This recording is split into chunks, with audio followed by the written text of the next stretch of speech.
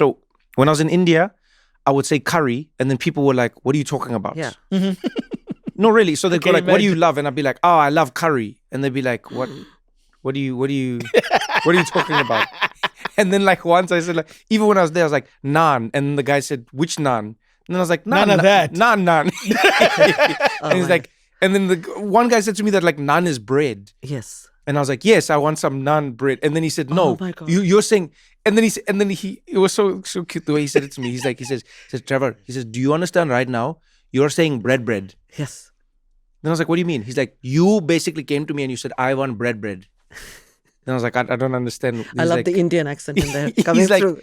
because he said it so like, Yeah. he's like, "Yo." As a matter of fact. Yeah. Yeah. So, okay, help us understand. Yes. All of us who want to be initiated into this world, help us understand. So, what is curry?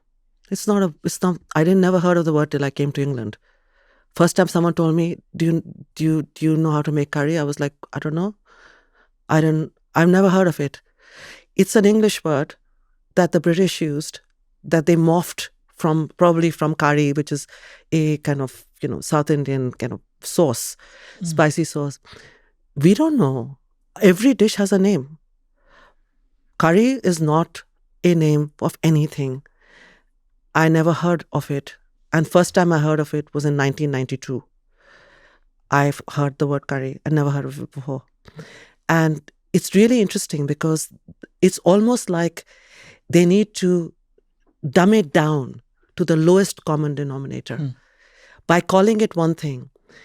And the fact that they actually think there Removes is... its complexity as well. Yes. Yeah. Also, the fact that they think a country the size of India has something called Indian cuisine.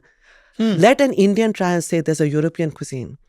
Or that I'm in America, there's an American cuisine. Putting the North and South America together. Yeah. We are not that.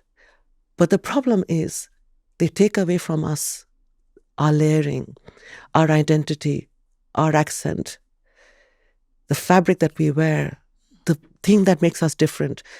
By literally by painting us all in one corner in the same shade, it's easier for them to deal with us. Curry is a problematic word. And, I recently did a show where it was Secrets of the Curry Kitchen. And I was like, I don't want the word curry. But they were saying that people will not understand that it's about Indian food. And eventually I gave in. I said, fine, I'd rather people understood. And the first thing I said, the moment the camera comes on, I'm going to say, there is no word like curry. They said, say it. So literally every episode I said, there is nothing called curry. But I'm going to show you how to make korma. I'm going to show you how to make jhalfarisi. I'm going to show you how to make things. Okay, so the thing that we are calling, so when we say like, when people are like, I love butter chicken curry and I love vindaloo curry and that's wrong. It's absolutely wrong. Okay. It's like, I like spaghetti pasta and I love... It's a generic word that is added on. It has no meaning at all. There is no dish that doesn't have a name. And there are things that, like in, random things like, you will say, zira aloo. Zira is cumin, aloo is potato. So sometimes you might call something by the combination of things that are in there. Okay. And if you don't have a name, because it's such an ordinary, everyday dish. Yes. But no, we have names for everything. Well, so it's like saying rice and beans in that way. You could say rice and beans because that's what it is. Yeah, it's just two things that are simple. Yeah. Okay. So we do have a lot of that as well. Yeah. We have simple words like, that we combine because they talk about the two main ingredients. But I think that this is again to do with the fact that they have not, I say this to a lot of people. I say, I will not let you eat my food unless you sit down and understand who I am. My music, my poetry, the rhythm. You cannot take away, my fabric, my culture, my music, my architecture, my everything. Yeah. And then dismiss me. I won't let you have my food then. Because you cannot appropriate my culture by dumbing down my food and taking the easiest thing for you is to accept my food. You cannot have my food unless you have me. You need to understand. The problem is that so many cultures, in England and in a lot of other countries as well, this is what they find easiest to take. But are they interested in hearing about your tribe? Yeah. Are they interested in hearing about your faith? Or our poets or the books that excite us. Yeah. You know, what is it that we wear in certain festivals? What keeps us up at night? No. They take our food because it's so easy and they walk away. There is no respect. And where there is no respect on the table, I will not serve. Yeah. I will not. Because I feel like sometimes in our quest to be accepted, we become party to our own exclusion. Yeah. You know? Yes. And I think that it's hard because when your bread and butter and 41 families that I work with my team are dependent on our success, I have to be careful. But I take it to the very edge of where I can be. Right. And I know everything I'm saying now, people will listen. You're hugely popular. And I'm very grateful to be here speaking with you all because it allows me to reach out to an audience in my Muslim name, in my accented voice. The fact that I tell the story of women and our food, you know, people should come and watch an open kitchen. There's no anger. No one is screaming and shouting. It's not the thing that we see in TV all the time. No. It's like And the screaming problem is that television is worshipping, and all these crazy manic men who are not being able to deal with the pressure in the kitchen, I can send them to an ashram in India, in the Himalayas. If you can't deal with pressure, go away. Do not traumatize young people because we are losing. Yeah, you're not wrong. We're losing so many people, young men and women, who leave hospitality because some crazy person cannot deal with the pressure. Do you ever hear of a CEO of a company going around slapping their secretary or someone else in there on the board? No. And who are these chefs, powerful people picking on? Their playground bullies. Yeah. Tell them to go slap the owner or the head sommelier or the investors. Or the landlord. No. Who do they burn with hot spoons? Who do they bite? I've seen bite marks on women who've been bitten by him. And the way that they slapped, and our skin is dark. You really need to hit hard for us to show bruise. Yeah. How are they being allowed?